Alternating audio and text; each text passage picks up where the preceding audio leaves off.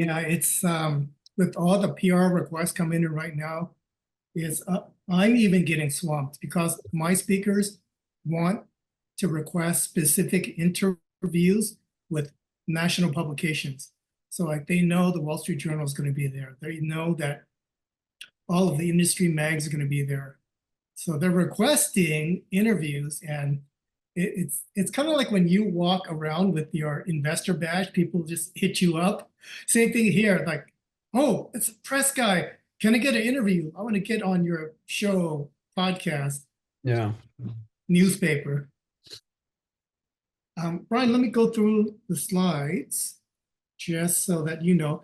The focus, we're still going to do the 7 voices, and the application is the company kickoff meeting because all of the voices take the stage. It looks good, Brian. Are we ready? It looks like we are all set to go. All right, so let's kick. Craig is here. All right, All right, let's. in. Yep. All right. Well, we'll let him get settled in. But Craig, good to see you. Welcome to the top of the hour, man. We're kicking off our event right now. So I'm going to do my little intro to everybody who's joining us. Welcome to the Presentation Gym, everybody. My name is Brian Sparks. I'm an executive communication coach with Heroic Voice Academy. My co-hosts are Anthony Lee, founder and executive communication coach at Heroic Voice Academy. Also with us is the ever popular Craig Foreman. Good to see you, buddy. Good to be here. Yes. The goal of this show and this gym is to become a fully prepared conference presenter and or startup founder, whatever your pleasure may be. These presenters are recognized for their authority, respected for their leadership, and rewarded for their impact. With that being said, all of you who are joining us live and also here in the Presentation Gym, we're kicking off a whole new series. So with that being said, I want to bring my co-host on down, Anthony. Let's talk a little bit about what we're going to be getting into these next 9 weeks. Thanks, Brian. You know, the most important meeting that's coming up is the company kickoff meeting. Right, that's going to be a huge event, and the C-suite, it's their job to take the stage. And as you said, this is a great outcome. When they get off the stage, they want to be recognized for their authority, respected for their leadership, and rewarded for their impact. So let's chat about, Brian, what does a company kickoff meeting look like? There's going to be a lot of different conversations. And what we would love for all of you to do is, if you're participating in a company kickoff meeting, you want to communicate same page, same vision, and one team. Now, typically, Brian, there's a lot of conversations that take the stage. CEO, this person's leading off the meeting. Brian, what is the CEO responsible for at the company kickoff meeting? Well, I think it's generally 3 things, and this is going to be run through their entire career as CEO, as a leader. I think top of mind, they're going to be 3 things: their vision, their value, and vows. However, up on the screen, we've got multiple categories. They're setting the vision and the values of the category of sales, growth, go-to-market, product. These can be different types of presentations within your message portfolio. At the same time, they're going to have consistent themes based on where you're going, what the value is, and what you are committed to. So we'll start there and then kind of build on that as we go. But this is essentially the foundation. Yeah, and just keep in mind, a lot of the workouts can be focused in on one of these leadership roles and questions. The CEO is answering, who are we? The sales team is answering, which do you recommend? The growth team is, what is possible? Go-to-market is, where, how do we get there? And product is, you're doing a demonstration. So all of these voices will be in individual weeks, our center of focus. Today, Brian, we're going to talk about, first of all, here's the 7 voices, and this is the schedule. Today is the kickoff week. We're going to give you a micro training on something called the engagement loop. But Brian, let's just go through each of these voices because this is a sequential workout, and we did this deliberately. Why don't you start off with contributor, because I love what you say about this is the voice that you open with.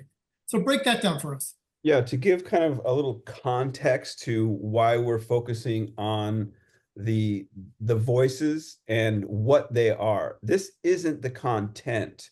This is more along the line of context, and context can make all the difference in the world. So essentially what I just did was set the context for our workshop. And again, there's a big difference in terms of like what you are saying versus how you say it. And so Anthony is prompting me to kind of begin with the contributor. And I truly believe whatever presentation you're giving, whether it be a sales kickoff, whether it be a go-to-market strategy, you're a founder, you're taking the stage, you have a keynote.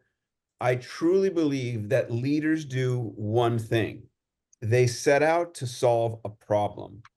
They're part of a solution where the answer isn't yet clear. They have their vision, but it may not clear. And so they're inviting people based on their vision, their value, and their vows to be a contributor to a collective problem. So if for example, you are a subject matter expert and you're looking to solve a leadership crisis, for example, or a communications crisis, you can identify a problem in your particular market. If you're a CEO and you're looking at growth, if you're looking at sales, if you're looking for product, there's going to be a gap between where you are and where you're going. And so this contributor says, I'm just looking to solve this problem.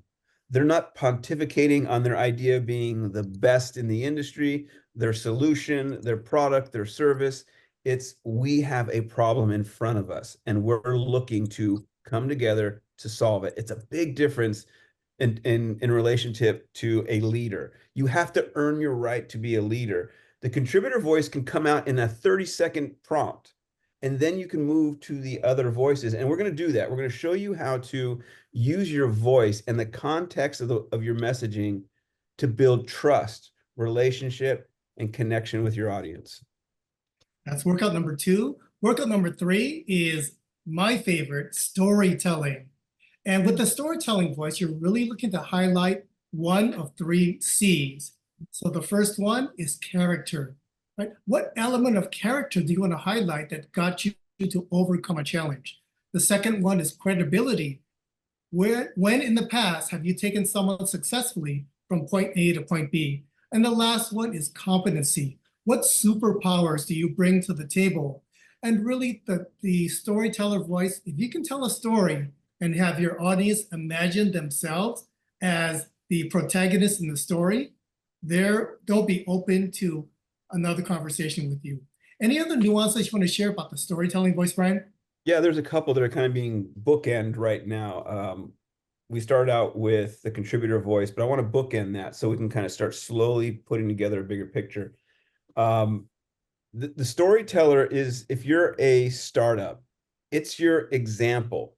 It's here's a case study. Here's a client we've worked with. Here's an individual who benefited. And that sets you up then to look at a bigger market, a bigger audience potential. So that's kind of like what you're moving towards next with setting up a story or case study. However, I want to go back to Anthony. You got a cool little icon to the left of your shoulder, our right, your left, and it's the engagement loop. Whatever voice that you're using, it's really key to understand that there's information that is logical, it makes sense, it has you thinking, and it's also then moving people into an emotional experience, and that head-heart connection creates momentum of action. So the momentum of action, just to kind of give you a 30,000-foot view of where we're moving to, you may have interesting information to share. You may have things that pull at the heartstrings of others, but if it's not connecting and driving towards inspiration and motivation to have a second conversation with you or have your audience do something, then your story is lacking. So what Anthony and I will talk a lot about is how in all of these voices we can connect the head, heart to action. So that's what I want to kind of book in here. But as we move into now the advisor, Anthony, do you want me to kind of tap in on that one, or do you want to pick that one up? Yeah, so storytelling is going to be workout number 3. Workout number 4 is trusted advisor. Brian, I know you lean into this one quite a bit. ahead and take it away. Yeah, this is the first really counterintuitive way of becoming an advisor. And the best way to do that is talk about startup founders. Now, you can do this with, a subject matter. If you're, again, talking about leadership, there are old ways of doing things, and then you're building them on that. So becoming an advisor is looking at the way things have been done, the way things have been done by you in the past, or the way that your competition or those who are in business in a similar market or field are doing things. But here's the one thing that we try to drive home in order to build trust with your audience. You get nowhere by demonizing your competitor. Sure, this is where it comes from, though. It is important in a story and motivation to create contrast. You've always got to create contrast. However, it's very surface to say, oh, competition, bad. Oh, the way we were doing things, bad. You want to rather build upon what was done before or what's being done around you. So, for example, if company A is doing one thing right, you really want to say, hey, they're doing this great. I respect them for this. However, we're going to do it at this level. Or even in change management, for example, if you're a CHRO or you're in some sort of leadership, change management requires this feedback of the way we've been doing things have been working really well in this context. We want to expand that and do it a little bit different at this point. So you're integrating rather than isolating. Again, this builds trust as seeing all the parts working together to move towards the goal.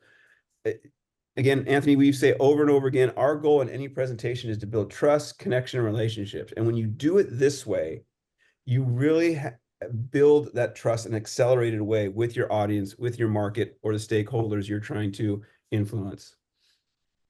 Brian, I love how passionate you are about that particular voice. So that's workout number 4, trusted advisor. Workout number 5 is going to be visionary. And Brian, in the past, the best example I've brought up here is John F. Kennedy. He saw a picture, a vision for the future, an American astronaut landing first on the moon, planting that American flag. And this has so much power because you're communicating what is possible. I mean, we're living in a world where there's a lot of uncertainty, and we look to leaders who have a vision for the future that's just a little bit clearer than what we have for ourselves. So in that workout number 5 really is how can you highlight your vision and move people from lack of confidence, lack of clarity into crystal clarity and full of confidence moving forward. Brian, take workout number 6, the leader voice. Yeah, so there's a lot of ways of going at being a leader, but if you've utilized the voices before this, you've set yourself up with enough trust to present a strategy moving forward. So if you start here, oftentimes there's not enough trust in your conversation, in your presentation, in order to mobilize people for that momentum that you're looking for. However, you played your cards right, you've checked all the boxes. Now you can present how we're going to do this. You can take your vision and provide a strategy. Let me give you an example. Say you're looking to raise a particular amount of money, and that money is going to be used to get you to the next inflection point. You're trying to get to a particular destination, and you believe a strategy, a motion, if you will, is going to get you there. This is where you get buy-in as a leader. So in this particular week, we will focus on the strategy execution and how you articulate that. Now, Anthony, I kind of gave my version. I want you to kind of chime in and give your version of this because there's different ways of looking at this. Yeah, for the leader voice, the primary question the leader is answering is, where are we going? And what I remember is when the pandemic hit and there was all this uncertainty in the air, the most common question was, where are we going? Think about that town hall meeting that all CEOs were responsible for leading. Like, do I still have my job? Does anyone in the room or in the C-suite know what's going on? Will our company even survive So leader is responsible for taking the stage and clearly communicating direction. Okay. Now we get to teacher voice. Brian, you've taught. You've taught at all different levels, corporate and academic. What's your favorite thing about the teacher voice? This is the how-to, right? This is where you Yeah. figure out the steps within where you're going. Again, I mentioned that inflection point. Here's the outcome. Here's where we're going. Now, here are the specifics of what we're going to do in order to get there.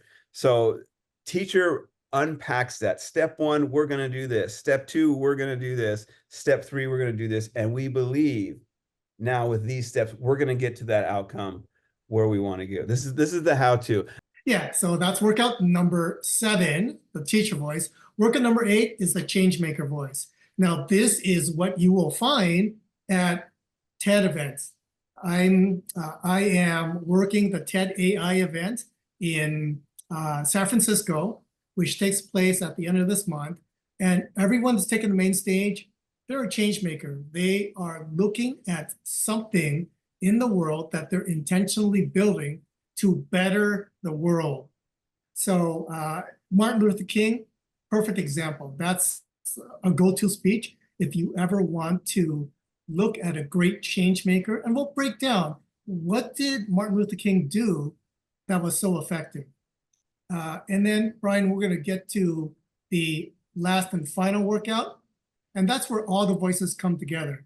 Now, all the voices you have available come to every single workout so that you know how to access that voice. Because when you have the voices, when you have the message portfolio, you're essentially ready for every conversation. And Brian, if you can take that and just close it out. I want you to think, think of these next 9 weeks as learning to play an instrument. And what we're presenting here are all the scales in which you will learn to play that instrument. And so there's inflections in your voice, there's pacing, there's ebb and flow, there's a unique way in which a message can effectively be delivered. And so we're going to play scales for a little while. We're going to learn the contributor. We're going to practice that. What does it sound like as a standalone? And then we're going to work our way all the way through these. And along the way, we'll practice. Here's the one thing that I'm excited about is when we get to the gym. So if this is the first time you're joining us, in the beginning, there's this micro training. So we'll kind of give an overview of what we're going to be talking about for the first, 20, 25 minutes. We have people online watching on, LinkedIn. They're watching on LinkedIn.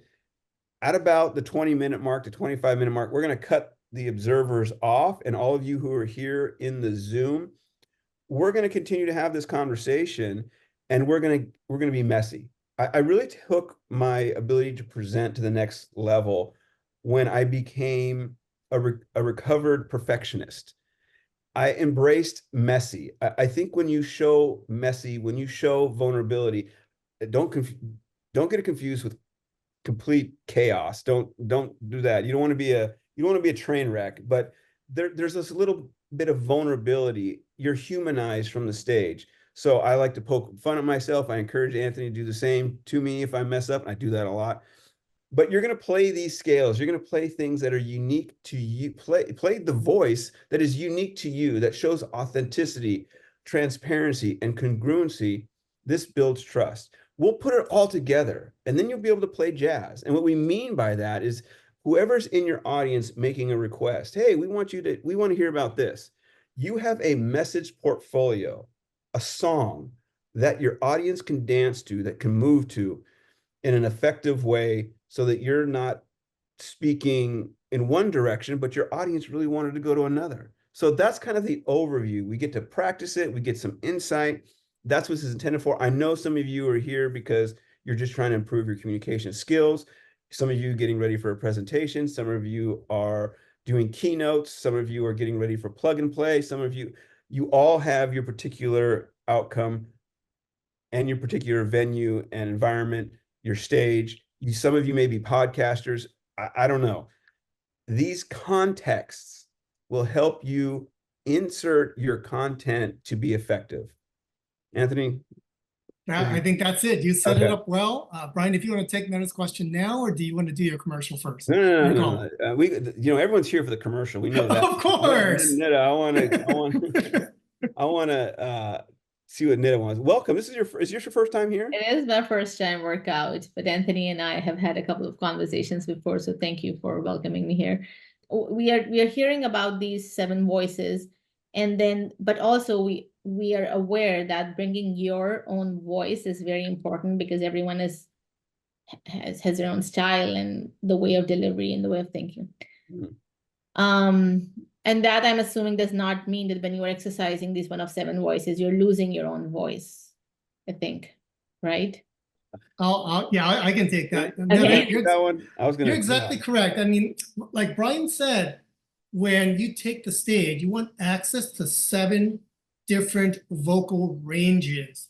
Right? A contributor voice sounds different than a storyteller voice, sounds different than a changemaker voice. Now, you as a leader, you have a unique leadership voice, but you can't just use one voice across the board. That puts people to sleep.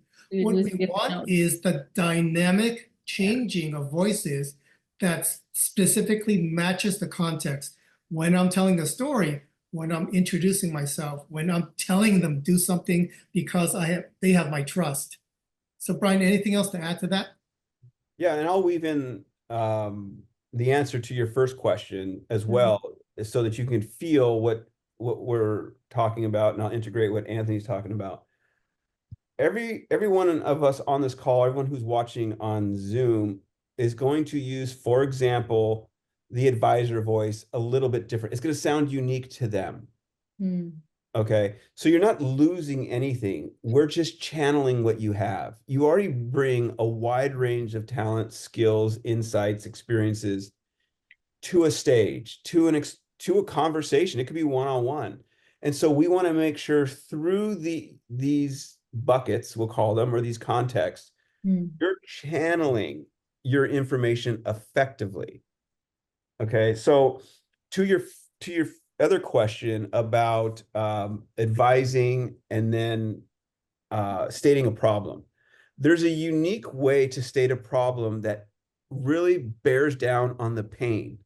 So let me give you an example. Say you and I get into an argument and you say, Brian, I don't like the way that you act. You know, you do this, you do that. And I'm like, wait a minute, defensive, right? Yeah. But if you say, Brian, I feel disconnected from what is being shared, right? And when I feel disconnected, I get frustrated. I feel like I'm left behind. I think this is really what we're looking for in any contributor statement, right? Like, hey, I want to make sure whatever we're in conflict with within the world, like a problem statement is, if you're a startup, you've identified a problem in the world and you're saying, this is the way it makes me feel. People don't take it personally, they can resonate with it. If you are a subject matter expert and you feel leadership is lacking in the world, and that makes you feel, again, disconnected, then people resonate with that rather than get defensive. So that's a contributor voice. You're moving towards a solution together. And I always tell anyone who's taking the stage, the #1 state you want to be in when you take the stage is a state of creativity. And the reason why that is when you're in a state of creativity, you have access to all your experiences, all your beliefs, all your ideas in a very congruent manner that is appropriate for the time.